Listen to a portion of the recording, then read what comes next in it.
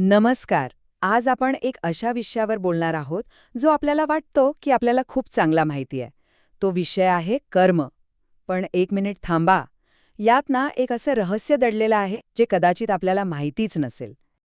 जैसी करनी वैसी भरनी ही म्हण तर आपण लहानपणापासून ऐकत आलोय हो ना. म्हणजे जे कराल तेच भराल. अगदी सरळ सोपं गणित वाटतं हे. पण खरंच विचार करा, कर्माचं हे रहस्य इतकं सोपं असेल का की आपण फक्त वरवरच्या गोष्टी पाहतोय?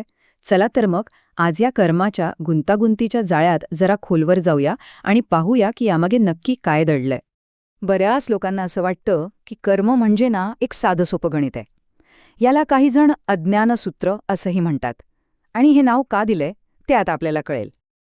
म्हणजे बघा, समजा आपण 4 चांगली कामं केली आणि 4 वाईट कामं केली, तर काय? तर सगळं शून्य? म्हणजे चांगली कर्म वाईट कर्मांना खोडून काढतात आणि आपलं खातं एकदम क्लिअर, असं अनेकांना वाटतं. पण इथेच खरी गंमत आहे. असं अजिबात होत नाही. हा एक खूप मोठा गैरसमज आहे. लक्षात घ्या, प्रत्येक कृतीचं फळ वेगळं असतं. मग ती चांगली असो वा वाईट, काहीही कॅन्सल होत नाही. मग आता प्रश्न पडतो की जर फक्त कृती महत्वाची नाही, तर मग कर्माचा खरा चालक कोण आहे? याचं उत्तर दडलंय आपल्या कृतीच्या मागच्या हेतूमध्ये. आपलं आयुष्य अनेकदा विभागलेलं असतं. म्हणजे बघा, एका बाजूला जाणीवपूर्वक आपल्याला वाटत असतं की अरे माझं प्रमोशन व्हायलाच पाहिजे. पण त्याच वेळी आपल्या नकळत मनात कुठेतरी एक भीती असते, मी या नवीन जबाबदाऱ्या सांभाळू शकेन का? आणि मग काय होतं? जेव्हा असे दोन वेगवेगळे हेतू एकमेकांशी लढतात, तेव्हा ज्या हेतूमध्ये जास्त भावनिक ताकद, जास्त तीव्रता असते, तोच जिंकतो. तोच खरा ठरतो.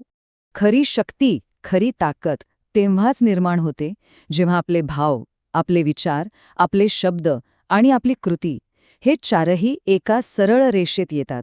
जेव्हा या सगळ्यांचा उद्देश एकच असतो, तेव्हाच खरी किमया घडते. आणि जेव्हा ही एकवाक्यता नसते, तेव्हा काय होतं? तेव्हा आपल्या मनात नकारात्मक सवयी तयार होतात. यांनाच वृत्ती म्हणतात. उदाहरणार्थ, सतत राग येण्याची सवय. ही एक वृत्ती आहे जी आपल्याला कर्माच्या बंधनात अडकून ठेवते. आता जरा याच्याही पुढे जाऊया आणि पाहूया की हे सगळं एका मोठ्या चौकटीत कसं बसतं.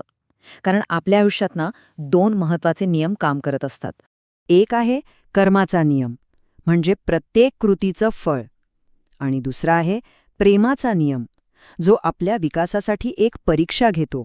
कर्माचा नियम आपल्याला माहितीये, पण त्याहून एक मोठा नियम आहे, तो म्हणजे प्रेमाचा नियम, जो सतत कार्यरत असतो. आणि हेच यातील सगळ्यात महत्वाचं आहे. आयुष्यात येणारी आव्हानं, या परीक्षा, या आपल्या मागच्या कर्मांची शिक्षा नाहीयेत, तर त्या प्रेमाच्या नियमाने आपल्याला घडवण्यासाठी, आपली वाढ होण्यासाठी घेतलेल्या कसोटी आहेत. आणि गंमत म्हणजे या 2 नियमांमुळे आपल्या आयुष्यातल्या प्रत्येक घटनेचे 2 भाग पडतात. यालाच हरी इच्छा किंवा दैवी इच्छा असंही म्हटलं जातं. यातला पहिला भाग म्हणजे काय? तर जी घटना आपल्यासोबत घडते. समजा आपल्याला एक ठोकर लागली, कोणीतरी धक्का दिला, हा झाला कर्माच्या नियमाचा परिणाम. पण या घटनेचा दुसरा भागही आहे. तो म्हणजे अंतिम परिणाम. कदाचित त्या ठोकरीमुळे आपण थेट सत्संगामध्ये, म्हणजे एका चांगल्या संगतीत जाऊन पडलो. हा आहे प्रेमाच्या नियमाचा खेळ.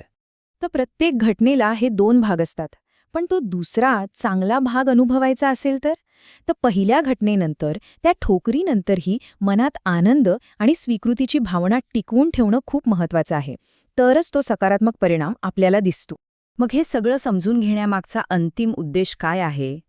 तर तो आहे आपल्या प्रत्येक कृतीकडे बघण्याचा दृष्टिकोनच पूर्णपणे बदलून टाकणे. आपलं ध्येय फक्त चांगली कामं करणं नाही, तर प्रत्येक काम इतक्या शुद्ध आणि एकाच हेतूने करणं, फळाची अपेक्षा न ठेवता, की ती कृतीच एक पवित्र अर्पण, एक यज्ञ होऊन जाते. हे कसं आहे माहितीये? एखाद्या लहान मुलासारखं, जे बक्षिसासाठी खेळत नाही, तर फक्त खेळण्यातला आनंद घेण्यासाठी खेळतं. अगदी तसंच जेव्हा कृती स्वतःच एक बक्षीस बनते, तेव्हा फळाकडे लक्षच जात नाही. आणि हा विचार आपल्याला एका खूप मोठ्या प्रश्नासमोर आणून ठेवतो. विचार करा, जर आपली प्रत्येक कृती तिच्या फळाच्या ओझ्यापासून पूर्णपणे मुक्त होऊन फक्त आनंदाचा स्रोत बनली तर काय होईल मग? आपलं आयुष्य एका साध्या व्यवहारातून एका सुंदर आनंदी निर्मितीच्या प्रवासात बदलून जाईल का? विचार करण्यासारखी गोष्ट आहे, नाही का?